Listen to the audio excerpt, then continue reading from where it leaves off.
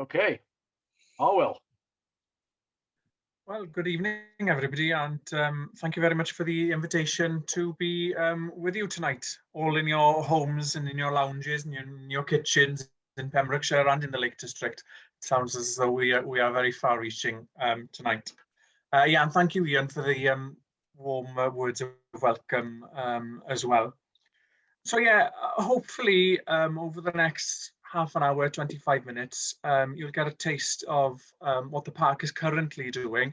And by all means, if you have any questions at all, please type them, raise your hand, and we can address them at the end. I usually find with these presentations that it's the quarter of an hour of a chat and questions at the end that prove to be most meaningful for all involved, really. So we'll crack on.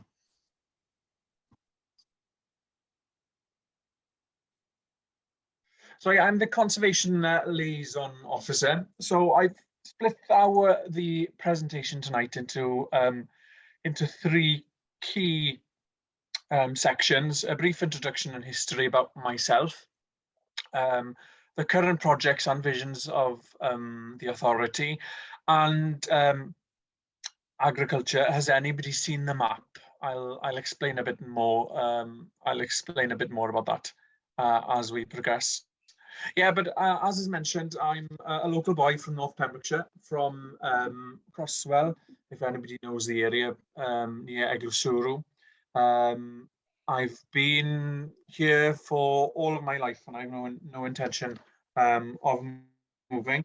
I grew up on a dairy farm, which my parents and grandparents ran, and in 2000, turn of the millennium, they took the decision to convert into organic. So we've been an organic farm for the past 20 years. I left school to become a primary teacher. Mum and Dad didn't give me the opportunity to come back to the farm. They said, no, if you want to farm, fine, but go and do something else first. Get a qualification so you've got something to fall back on.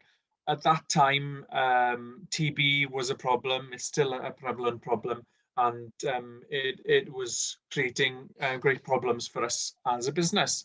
So I decided I wanted to stay local. So my only option at the time, as career paths go, was either becoming a teacher or becoming an undertaker. Those seem to be the jobs that would stand the test of time in our neck of the woods.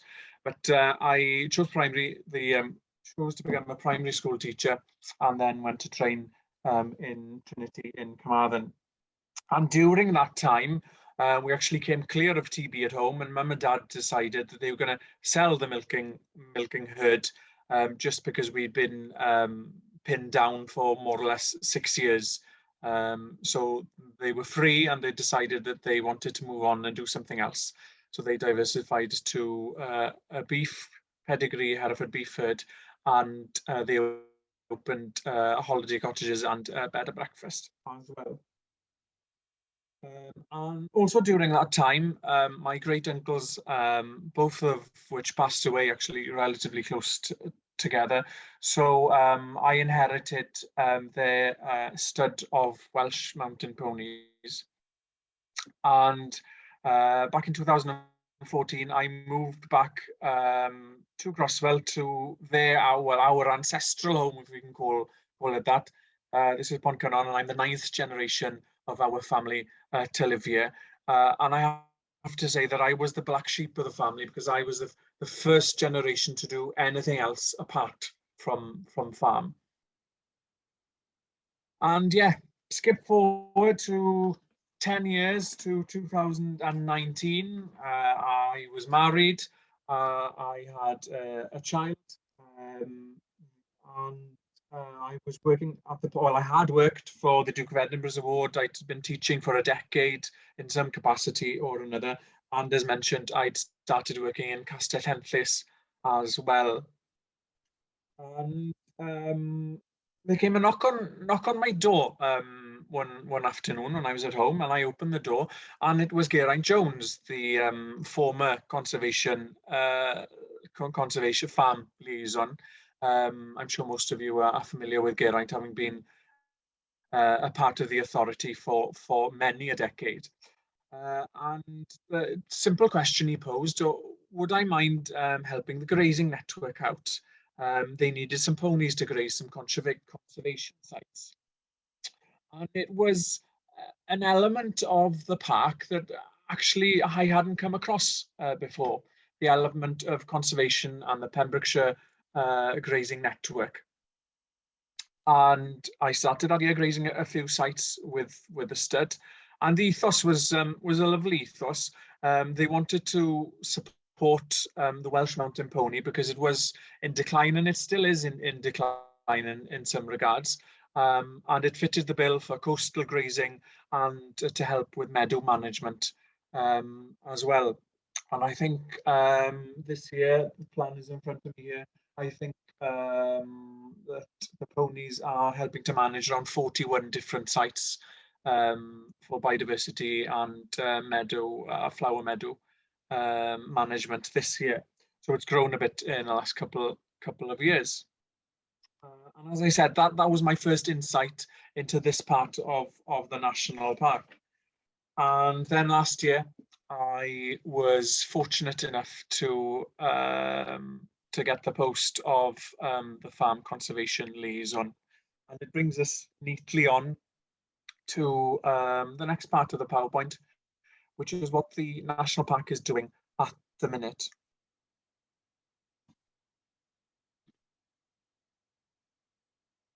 So briefly, I've highlighted the things that have a main impact on my job. There are a lot more conservation projects ongoing, but these ones tie in with agriculture. And I think we can safely say that conservation work within the park is split in two, with farmers and what I'd probably class as smallholders, those individuals who've bought a house with a few acres and want to manage the land. So these projects are the ones that are of a larger scale and that deal with conventional farming as we know it today. So the first one is commons resilience. We do a lot of work with the graziers on the commons, both Carningley and Preseli. And the National Trust do a lot around St David's, but those are the two main large commons in the north that we deal with, and give a helping hand where we can. So over the last 3 years, our targets have been with the graziers is to improve the fencing structure, and with that, we've got an ongoing project fencing around 5,000 meters. I'll say 5,000 meters. It sounds much better than 5 kilometers. It sounds much grander. So yeah, 5,000 meters of fencing. And the question I get a lot is, well, isn't it the landowner's responsibility to do the fencing? Why are you wasting your money on fencing? And of course, we have to look at the bigger picture. A great example of a project we've had ongoing this year is actually outside of the national park. You can see in this picture, you can see the Preselis, and if there was a line on the landscape, the boundary of the national park runs along the bottom of the valley here through the sheds. I'm not sure if you can see my cursor. That's Crymych and Foel-Drygan, and then the Preseli range. This is actually on the Frenny Fawr, and a grazier contacted us from the Frenny Fawr. If you're not familiar with the Frenny, there's a few lovely walks up and down and around with a lovely an old Cecil oak, a dwarf Cecil oak plantation there, which is very, very unique. And also it's probably one of the best areas of upland gorse and heather in Pembrokeshire. And looking at the landscape level, Obviously, you can't isolate just a bit of the Preseli's. It is a part and parcel of the whole landscape. And the problem Grazier had was that she was the only grazier left grazing the Vrenny, and the landowners adjoining, although it was their responsibility to make sure the fences were in good repair, the cattle that they had didn't need netting like you see in this picture. They only needed a strand of barbed wire, so they would fence with barbed wire to keep their stock off the mountain. But that didn't help the stock coming from the mountain onto their land. And unfortunately, this grazier was at their wits' end, because they were having to retrieve sheep on a daily basis. And they had been out on the main road a few times as well. So there's a question of health and safety. And she said, we don't have to graze it. I've got plenty of land. I'll just keep them off the mountain. And obviously that was the last thing we want, because that would have been the start of the decline of the managed landscape on the Vrenny. So we were able to help and facilitate and arrange a contractor and get all that sorted and fenced, so the grazing could be facilitated.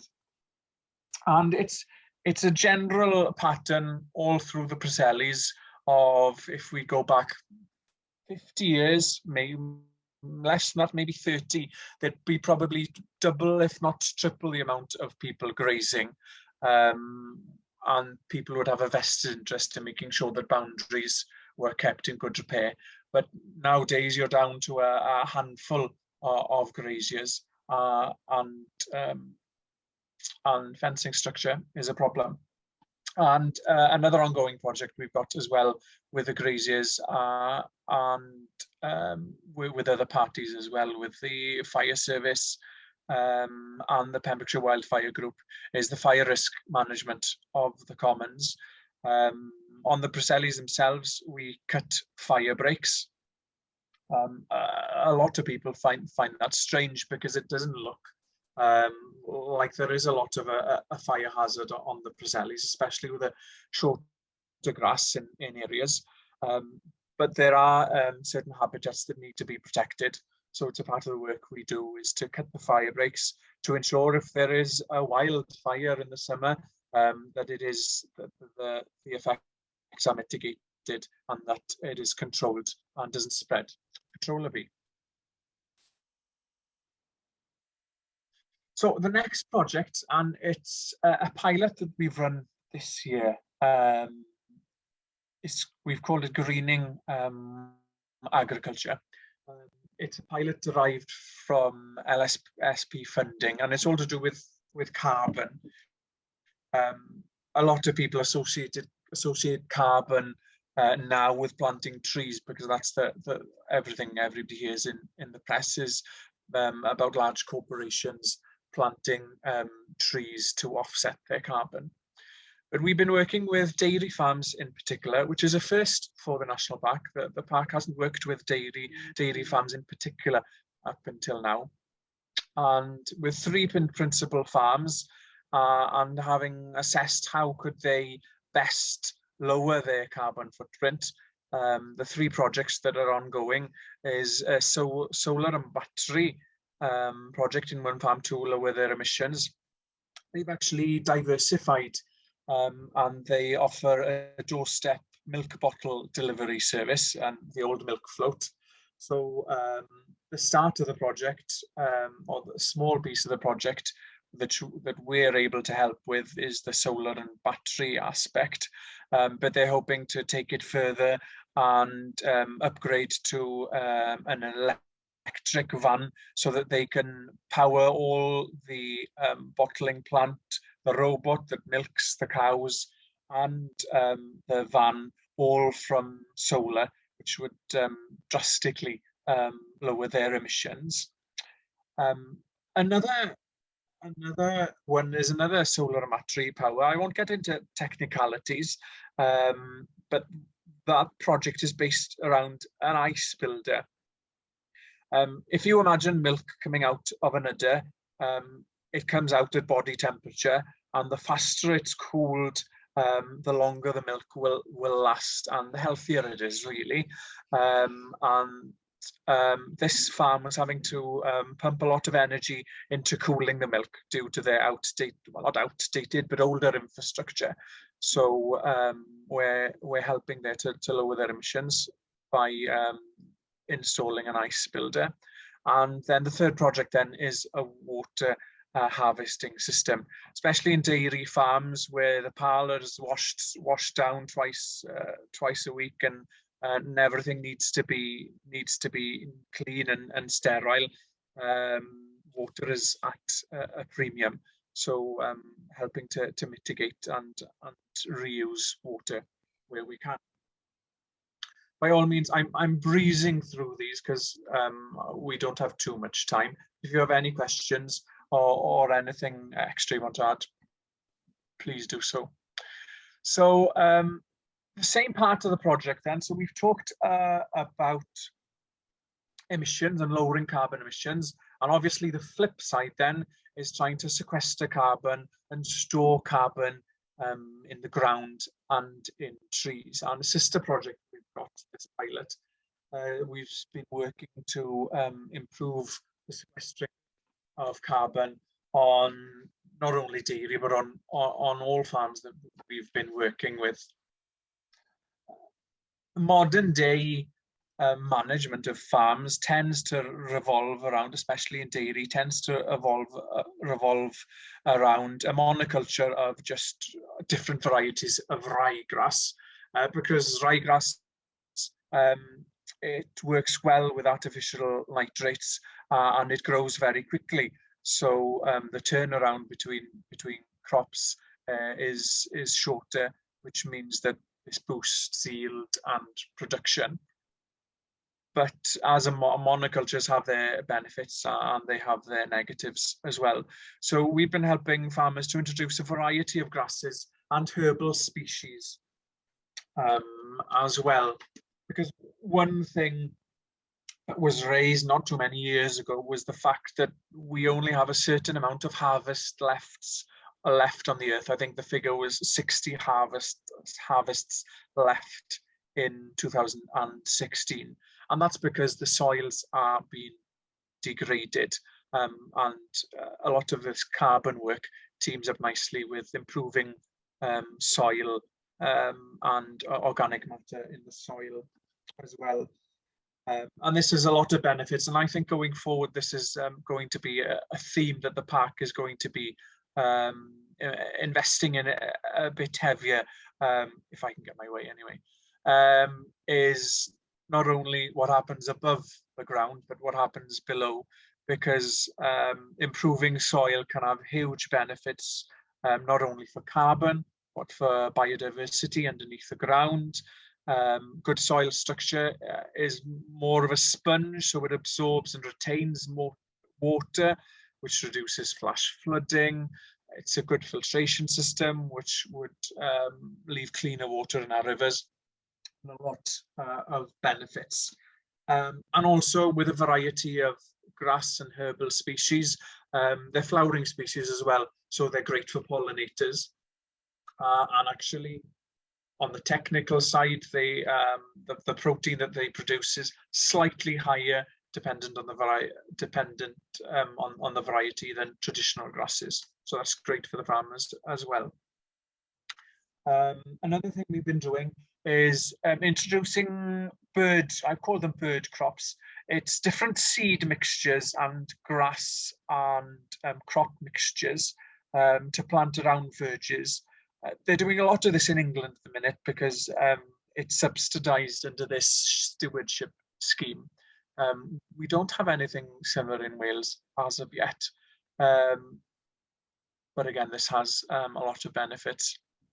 A main one, obviously, is producing a good food crop for the dwindling numbers of birds that we have in our countryside at the minute. And lastly, with this one, the land will only sequester carbon if it is in good condition and if it is productive. So we've been working with a lot of landowners to bring land back into good management. Fields that have been unproductive and left to grow over and scrub up. We've been doing some scrub clearance just to bring them back into good management, so that we can work then to improve the soil, to improve the soil and the crops that are grown there for the benefit of biodiversity and the farm as well. And the last one is our traditional boundary scheme. I'm sure you've all heard of this one. It's a grant scheme that we've launched 2 years ago now, I think. Yes, within 2022, 2 years ago. I think everybody appreciates, or should appreciate anyway, the network that our hedgerows gives throughout our countryside, and the valuable asset that they are when they're managed correctly. But unfortunately, with the advancement in technology and with all farmers wanting their hedges to look at their best, because a hedge is a farm shop window, and if the hedge is trimmed neatly, it gives a good impression for the rest of the farm. And with mechanical advances and flail hedge trimmers, traditional aspects of boundary management have fallen slightly by the wayside. So this scheme encourages planting, hedge laying, and fencing as well. And in the first tranche, we worked with 10 farms, and we managed to, within the budget, work with another 10 different farms as well to improve their boundaries. And this, again, going forward, is definitely an area, if you look at the boundaries and dilapidated boundaries within the park and outside, just generally the countryside, this would be a strong area of work that we'd hope to proceed in the future. But obviously, funding is everything. We can only do so much. And that is basically a quick whistle-stop tour of what we're doing with regards to agriculture and working with farmers. I didn't stop my timer, but I'll just check the clock quickly. Right, so the third section, and what probably most of you will be interested to learn about, is the future of agriculture. We're at a crossroads at the minute. And I've captioned this section, has anybody seen the map? Because in Wales, and to the same degree in England, we don't quite know what's happening at the minute. We know that something's going to happen, but we don't know what. We know what the general themes are going to be, but we haven't had much detail yet. Before I go on to outline the major changes that are going to happen in 2025, we'll just rewind a bit and give you a better context. I'm sure most of you will know anyway, but to know why we're in the situation we're in, it's best to look back and we'll build up to 2025. So the major changes in farming practices happened during the period of the Second World War and slightly before, where there was an increased demand in being self-sufficient, and there were mechanical advances as well. Tractors came to the forefront. And after the Second World War, there was a boom in agriculture, and the prices did rise year on year for the good part of 7 years, at the late 40s, beginning of the 50s. And we weren't a part of the union then, but in 1956, this report outlined that there needed specific policies in order to regulate agriculture and food production, because of growing populations and security, because there was nothing at that time. And as a result, the Common Agricultural Policy came into force in 1962. Now, the Common Agricultural Policy was a system of agricultural subsidies and other programs to subsidise farmers for food production, because the need for food was growing, and not any food, but quality food that we could grow on our doorstep. And that's been the drive, really, for the last 60 years. Is the emphasis has been on production from Europe and from our own government. We've asked farmers, produce, produce, produce, and that's what's happened. Unfortunately, some things have fallen by the wayside, not completely, but biodiversity could be argued is one of them. Things were rectified in some form in the reform in 2000, and the CAP then was changed slightly into 2 pillars of funding, and then again in 2003, where every country in Europe had to include an agri-environment scheme that was funded by the CAP, and that's where Tir Gofal, with us in Wales, Tir Gofal was a huge project, and it saw swathes of fencing, a lot of fencing with Tir Gofal, from what I remember, fencing of hedgerows, riverbank corridors, a lot of projects to increase biodiversity and mitigate the environmental damages. And more recently, it's our agri-environment scheme has been Glastir. Yes, and where we are at the minute, we have a single farm payment, or a basic payment scheme, where farms are paid according to the amount of land that they have. That's a very simplified version. It's changed in the past. People were paid per head of livestock, and there was a boom of livestock in the country, but that changed. 2003, it could have been the reform agenda of 2000. That's changed anyway, and everybody now has been paid for the last 20 years on the area of their farm. Not necessarily what they do with the land. There are different rates or what they farm, but just on the hectareages. And there are great swathes of lords in England that obviously own thousands of hectares of upland and estates, which this has suited greatly, because obviously they don't have to keep the livestock. They can just keep the land just as the land, and they'll still get the payments. So there are pros and cons. So that's where we've been up until now. In layman's terms, the government has paid the farming community to produce. And actually in 1984-85, we as a country were producing around 84% of the food that we consumed. That's the highest our self-sufficiency percentage has ever been. At the minute, it's dwindling at around 60, and the way things are going with trade deals, it'll probably be much less in years to come.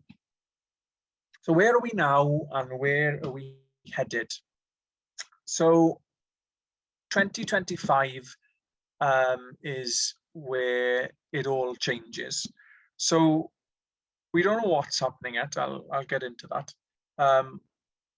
It's funny that the quote, "The present moment is the only time which we have dominion." Yeah, that's great, isn't it? But agriculture doesn't live in the present. Farmers are constantly looking to the future.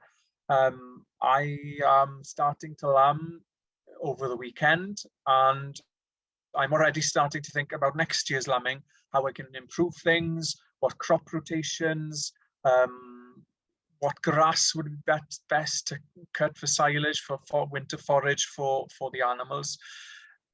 Farming always looks to the future because things don't happen overnight.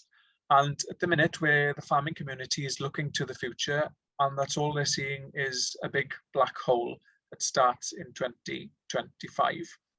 And you can imagine it's quite disconcerting, and anxiety is growing, because not only is there a big gaping black hole in 2025, the payments that farmers are receiving are now going to decrease for the next 2 years. They're going to get smaller and smaller. And then in 2024, the payments stop. So there'll be, unless they announce something, a bridge between the old and the new, there'll be a year possibly without any farming subsidies. And if you're not aware, although farming is a business that produces goods, a lot of farms depend heavily on these on the basic payment system to break even a lot, and then anything extra is a profit. And people ask me, well, why? It wouldn't work in any other business, so why does it work in farming? And I'm not really sure. Farming isn't a business for a lot. It's a part of their heritage, and it's a part of their way of life. It's a lifestyle. So it's difficult to put a price and to quantify that as a business then. So where are we headed? 2025, it's all going to change. This is our balance at the minute, and what has been, it's quite obvious this is what it's been for many years. The weight has been on food production, and biodiversity hasn't held much clout within any of the schemes, or it's not been really in the forefront of farmers' minds. But with the scheme that's coming in 2025, the sustainable farming and our sustainable land, they haven't decided. There's a lot of variations going about. They want to level the playing field so that food production is level to biodiversity. If not, it gives biodiversity more of an emphasis than farming. So we're moving from a system where farmers have been paid for their goods to more of a public money for public goods type system, where farmers will be paid for clean air, mitigating flood and drought risk, for clean water, biodiversity, for reducing greenhouse gases, maximizing carbon storage, all these things which farming has never had to do before in a formal capacity. That's what's going to be asked of the farming community in 2025. And because there's such a weight at the minute being put on biodiversity, and rightly so, if we're not careful, this will happen. If you noticed, I started off with food production. I changed it to farming there because obviously food production is much broader than just livestock and crop farming that we have, because a lot of food these days is already grown in factory conditions, and we're hearing on the news about proteins being manufactured in labs. So that's still a part of food production, but obviously farming is something different in my view anyway. So yeah, if we're not careful, as doom and gloom as it might seem, this could happen. Biodiversity could take the forefront, and farming could fall by the wayside. It's very doom and gloom. But obviously with the first trade deal with Australia, that's going to be the first one of many to come. And it gives the impression that the current government anyway value food that's imported. They value it greater than the food that's actually produced in this country. But that's a whole different presentation for a different night, probably with another bottle of wine. Yes. Interestingly enough, if I go back to here, before all that, probably before the World Wars, if we looked at food production, farming, and biodiversity, this is where it was. We're trying really to rewind the clock and to undo the damage that overproduction has done over the past 60 years. Right, I'm breezing on because time is getting on. So I've put these two side by side. I'll come back to that slide. So this is all we know at the minute in Wales. And this came out of Welsh Government last week, out of their land management department. So this is all the information that's been released. Most of this, actually, to this detail hasn't been released to farms yet, I don't think. It started in 2018 with the consultation after Brexit. Then it's developed from there. 2022 is publishing the draft of the Sustainable Farming Scheme and co-designing and launching the Transition Pilot Scheme. So details of those are going to come in this year. Then 2023, the Agri Act comes into force, and then in 2025, the Sustainable Farming Scheme starts with a multi-year transition. That doesn't give me much information about what's going to happen for such a drastic and once-in-a-lifetime change to agriculture and farming practices. So we'll have a look at what's happening over the border. So I do apologise for the quality of this one. I was in a webinar before Christmas, and someone from DEFRA, from the ELM, the Environmental Land Scheme, which they're calling it across the border, was presenting, and I just quickly took a picture because I thought this was interesting to cross-reference with what's happening with us. There's a lot more detail already. So where are we now? So tests and trials, on-the-ground trials started in England in 2018. To my knowledge, there haven't been any trials yet which have been published, although there are murmurs of one or two trials up in the north mainly. Then it's broken up into three: sustainable farming incentive, the local nature recovery, and the landscape recovery. The landscape recovery one, you might have seen George Eustace talk about it the other week. That's where the rewilding comes in. So in England, at least, they know that there's three different tiers of funding, three sources of funding that they can access if they want. And you can see in 2022, there is piloting going to start, planned piloting, and then a phased rollout of the local nature recovery from next year. And then, yeah, everything, full schemes, all live from 2024. So the payments in England are the same for ours. So the payments will stop in 2023 and their scheme starts alive from 2024. So that is a brief comparison between the two.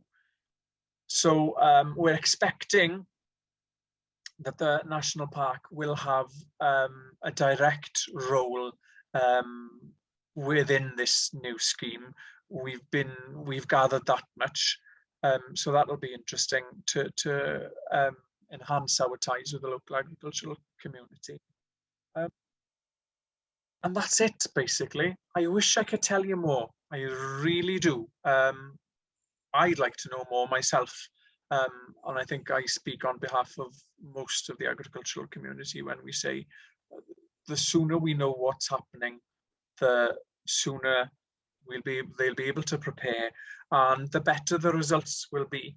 Because obviously good planning takes time, and landscape changes will take decades to come into fruition. So the sooner, the better.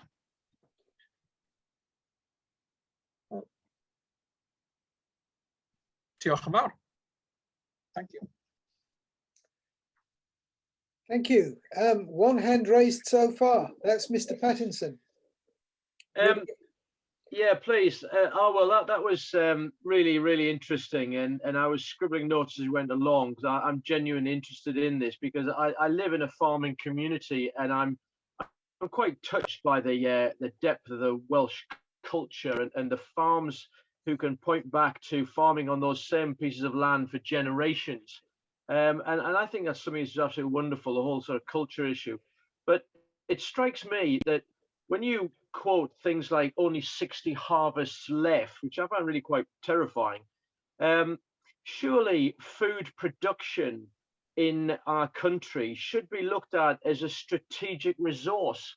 And being able to rely on Australian agreements and farming, quotas and things coming in from Australia and the rest of the world, that's a very, very dangerous route to follow. And we should surely have some sort of level below which we don't wish our own indigenous food production to go. And that leads me on to the main point. Why is this being left to the individual countries to sort out? The Welsh plan versus the English plan. We don't know what the Scottish plan is. Why is it not a UK plan? Yeah, that's a good question. You're totally right in all your topics. Agriculture has been, along with health, has been devolved to Wales and Scotland and to England for many, many years. And actually, the landscape is different. There are vast swathes of England, crop-growing country, so it's the landscape themselves are different, and what's produced is different. I do get your point, but I wouldn't want anybody in England dictating the future of Welsh lamb. It is important, and I think if the Welsh government are going to get it right, and I hope they will get it right, well, they know the strengths of Wales. Welsh lamb, Welsh beef have been flagships in food production, not only in the UK but throughout Europe, especially lamb.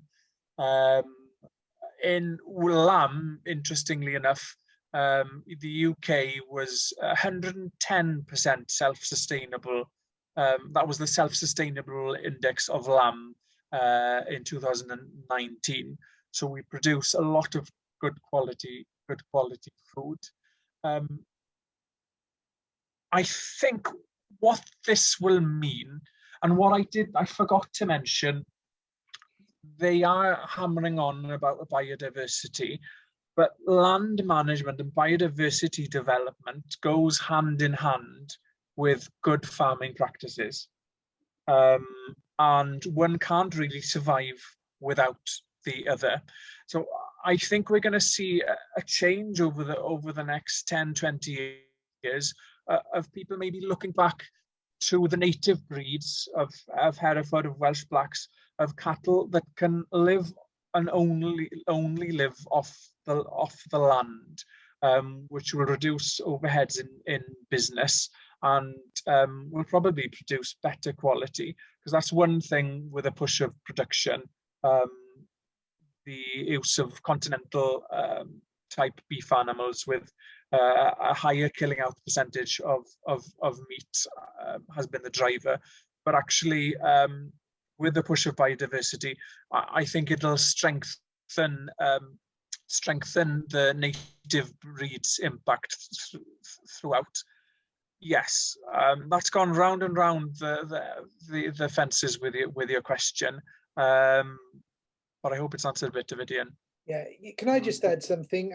I did a lot of work at the Ministry of Agriculture in the 1990s, and the split into local control of grants and subsidies between England, Scotland, Wales, and Northern Ireland predates devolution by quite a long time. Ah, It was certainly around in the 90s. Remember the Welsh Office Agriculture Department was called WODE, shortened to WODE, and Northern Ireland was called DANI, Department of Agriculture, Northern Ireland. So, and they all had their own schemes, etc. And and Scotland too. So it's been around a long time. The next person to put their hand up, I think, was Bernadette Sheehan. Oh, I think Gus was before me. Oh, Gus was before you, right? Yeah, I can only yeah. see them in order. Okay, Gus, fire away. Thanks, Arwel. That was really interesting, and I think it was really great to sound like you're on top of the subject so thoroughly.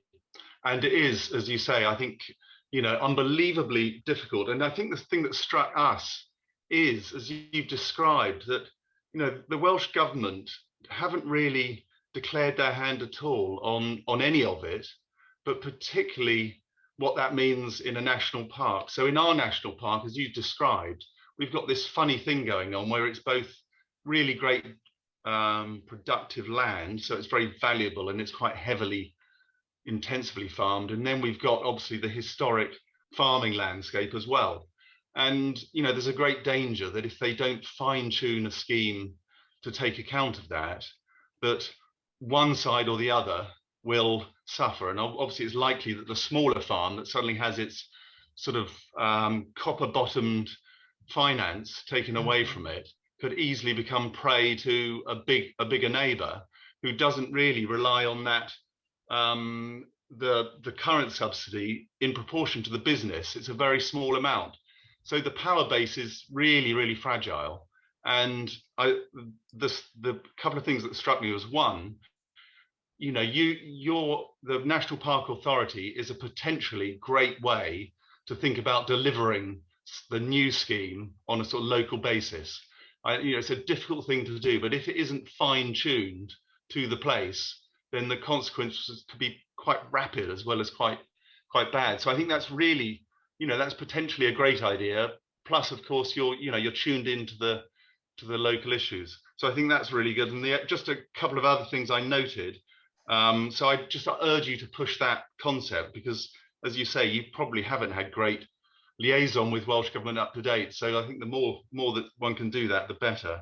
And I think the other thing that a couple of people have picked on is just that idea that our sort of built infrastructure, our walls, our small old buildings, those degrade so slowly that you often don't even notice them going. But without TLC, a lot of the stuff that Pembrokeshire National Park is based on could just sort of slowly drizzle away over the next 20 or 30 years. And it is the kind of bit that people come to visit, and so underpins a lot of the national park qualities. So I'm afraid there's a comments, rather than but they do back up a lot of the stuff you've been saying. Yeah, no, I appreciate that. We've received a draft remit letter from the government, which outlines our work as a national park for the next 4 years. I think they've changed the cycle, and there is a dedicated line in there about helping to deliver this new scheme. And looking across the border to England, they have a landscape recovery, or the rewilding or projects on a landscape level. Well, I see the park in a great position to help deliver landscape projects and changes that benefit the landscape and farmers as a whole. Bernadette. Yes, I had three sort of issues that I've been thinking about, both in England and Wales, and particularly how it affects the national parks. And it sort of interrelates a bit to what you already said. And that is one, if we do start losing some of the farms that are, you know, beef cattle farms or sheep farms, that has a huge impact on the landscape, particularly in the national parks, you know, like Pembrokeshire or the Lake District. And I sometimes, and then they're talking about eating less beef or, you know, less meat and going more vegetarian. But is anyone thinking about what the consequential impact is on the landscape from that happening? And another one is, with all the emphasis on climate change and COP26, etc., and the trade deals, like for example with Australia, I just think, well, where is the issue of sustainability of transporting all that meat from the other side of the world to England? And again, that seems to be an issue that doesn't really have much discussion at national level. And then the last thing is, I'd heard quite a lot about a lot of the dairy farmers struggling a bit because the big supermarkets dictate the price of milk, and then they use milk as a loss leader in the supermarkets. And that, you know, that I know there's more emphasis now on diversification, and we're seeing one good thing in a way that's come out of the pandemic is that some of the businesses are going much more local. Like you said, they're selling milk locally to people, you know, like having a milk round again. So that's sort of good. But I just think surely something needs to be done about the supermarkets driving down the price of milk.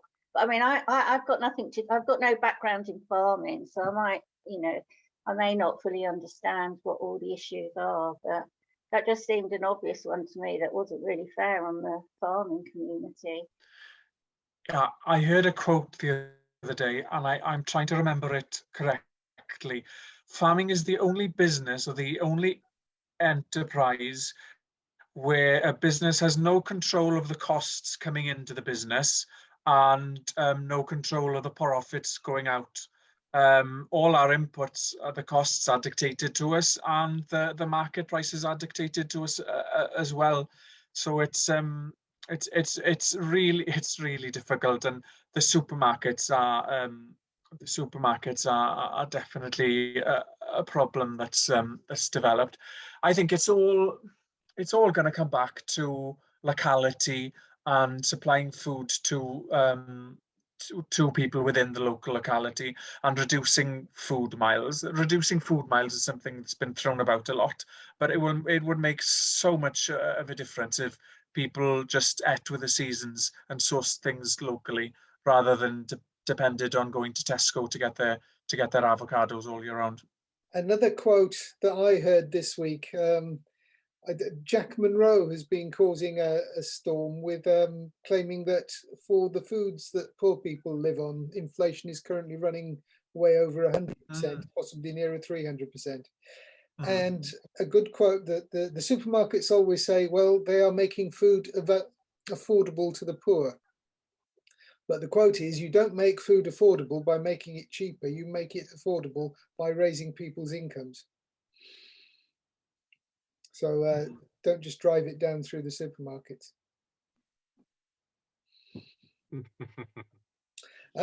I also put my hand up, but it's related to what Gus was saying. In 2019, the National Park Societies were getting very excited by the work of Dieter Helm, who was advising DEFRA on the public money for public goods side of it. And it was seen as a great opportunity, as Gus said, for tailoring the subsidy schemes in particular areas. So that, for instance, within the national park boundary, there could be special subsidies for becoming lower productivity meadows rather than ryegrass monocultures, etc., and improving biodiversity.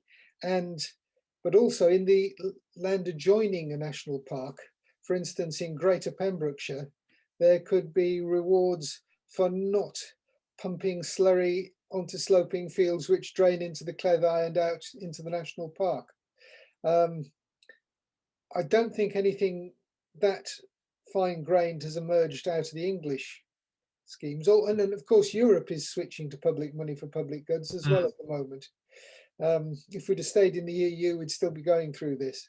Yeah. But is anybody in Wales looking at, the Welsh government, do you know of, looking at tailoring specific subsidies to suit the localities of national parks and their AONBs, for instance, because you can pay farmers for preserving nice stone farmhouses as well, if heritage is what's valued in a particular area.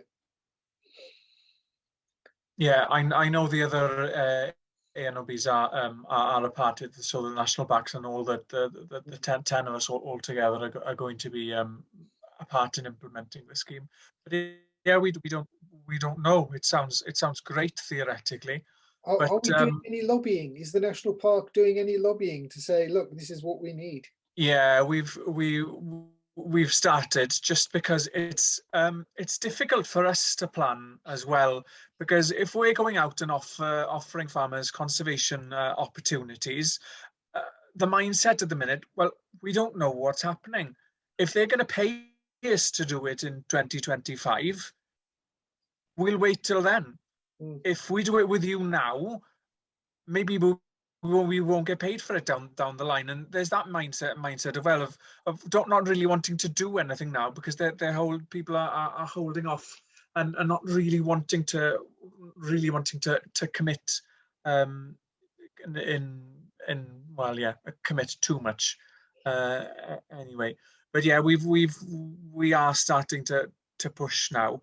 And the slide I showed came from a meeting where the designated landscapes had the other day. And when I heard that the department running the scheme were going to make a presentation, I thought to myself, at last we're going to get something. We're going to find this map that we're looking for, but it hasn't come yet. So we're waiting, but we're starting to push now, because we need to plan as well, because big things like this don't happen. Infrastructure change can't happen overnight. I was going to say earlier as well, you said about the slurry and everything into the clear. Farmers don't have a great deal of confidence in the Welsh government at the minute, because I don't know if you heard of the NVZ ruling that came in over Wales, that manages the use of nitrates and slurry on the land. Well, they said for years, no, we're not going to do it. No, we're not going to do it. And then overnight it came, not against advice to phase it in, and against advice only to do it to the worst affected areas. The Welsh government brought it in without any regard for the advice. So that's left a bad taste in the agricultural community's mouth as well. So yes. And probably very timely, Jed has got his hand up now. Yeah, Ian, just to come back to something you said about farmers and sloping fields. It's not necessarily within the park, although it does affect the Teifi. NRW came up with some guidance for planners about phosphate. And because the rivers, the special area conservation rivers have got too much phosphate in them, you cannot now develop something without doing a full-blown appropriate assessment and test of likely significance under the habitats regs. So the whole of Pembrokeshire's local development plan for housing is now in the balance, because you can't build on these rivers. I'm working with Pem's Coastal Forum. We've got some money from the lottery fund, the Brexit dividend thing, whatever it's called. And what we're looking at is trying to measure how much phosphate is coming from a development, which you can do. There are phosphate calculators around, so you can do that.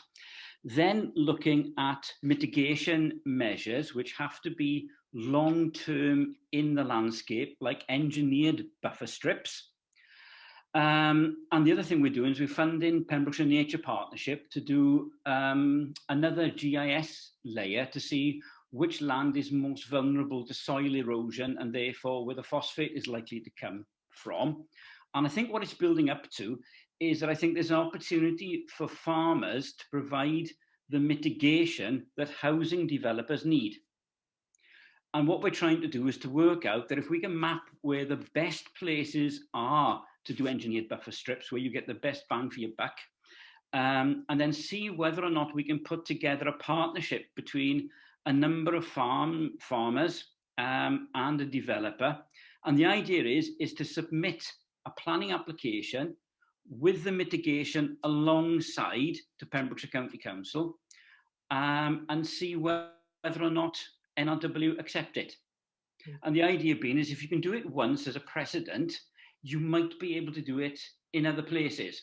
So if we've got a GIS layer, we know what the houses are in the LDP, you might be able to start coming up with an income stream for farmers where land is leased to a developer, say, so ka-ching, the farmer gets some money for that, but then somebody has to maintain the buffer strip, and ka-ching, somebody's going to get money for that. It means the price of the houses go up, but it means that the farmers get possibly a long-term income for land, which, you know, it's probably in their manure plan as red, as high risk, but probably they still do spread on it. So what we're looking at is these marginal areas of land and to see whether or not they can become buffer strips, but it's long-term use. There is a method there where if you're building houses now, you have to have a play area.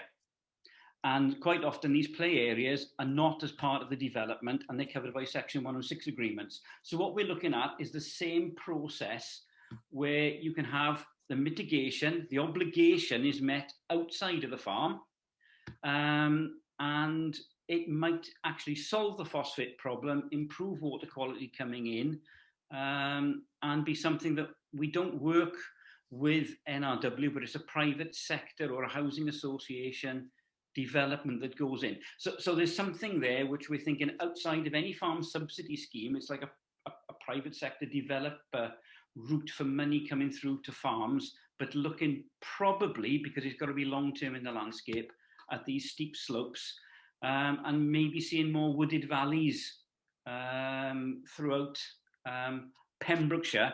I think the only bit of the national park that's affected would be the Teifi Valley. And I think there's one of the things up there that we might be looking at. So, sorry, it's quite long-winded, but I just thought I'd throw that in as something that Pem's Coastal Forum is working on currently.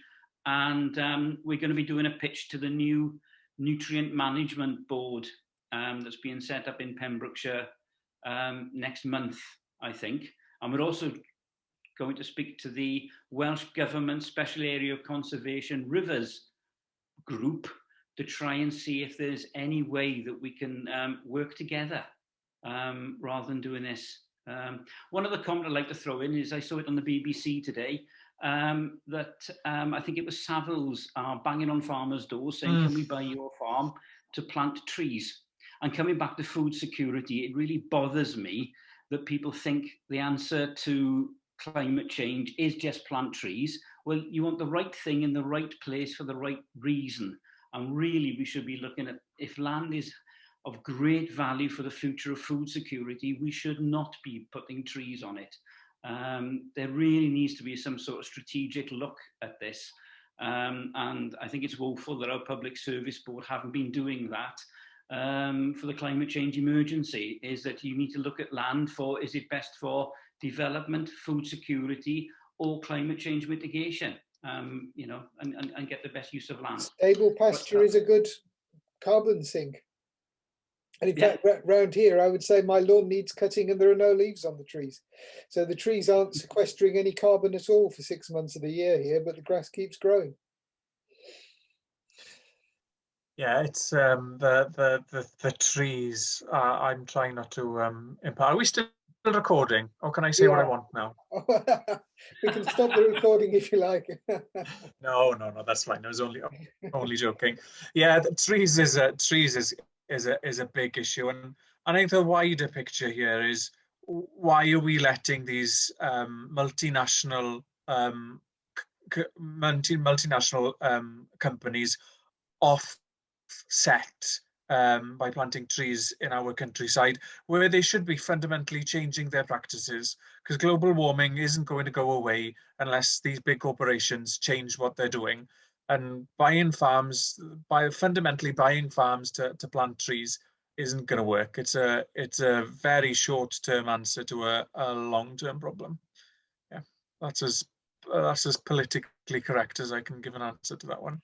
And actually, coming back as with the nutrient offsetting, I was on a farm the other day. Apparently, the Pembrokeshire cheese, the creamery in Haverfordwest, they are already working with their farming suppliers to offset nutrients and to offset everything that's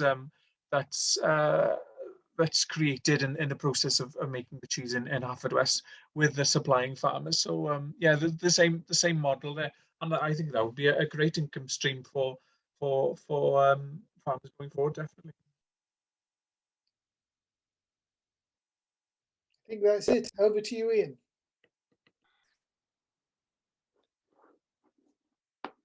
Hello. Oh, he's on mute. You're on mute, Ian. There you are. Sorry, I've now unmuted myself. Well, thank you very much indeed for all of that. I love the way you set that out in those bite-sized chunks. And as I said, I was writing notes as I went along there because I was genuinely learning a lot and finding it really interesting. So huge thank you for putting a lot of thought into how you've given us this presentation tonight. And the measure, I think, of how interesting a subject is always directly proportional to the number of questions we get. Not necessarily the length of the question, but the number of questions we get. And clearly we had a good few there, and I suspect if we left it to run on longer, it would go on for longer. But many thanks indeed. I'm sure you've given our members a lot of great insights there into things to think about. And particularly it's interesting because so many of us do live within these farming communities, even if we're not farmers ourselves. So we see the daily impacts, if you like, and the worry beads on the faces of the farmers. So many thanks indeed. Steve, if you're still there, do you want to say anything? Yeah, I just wanted to add really to your thanks to Arwel. It's been very, very interesting presentation. Thank you very much, Arwel, for making the considerable amount of effort and time you've put into this presentation. And I'm sure that all our members will appreciate what you've done.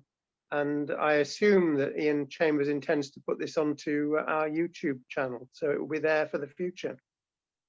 Thank you very much, Arwel. Diolch yn fawr.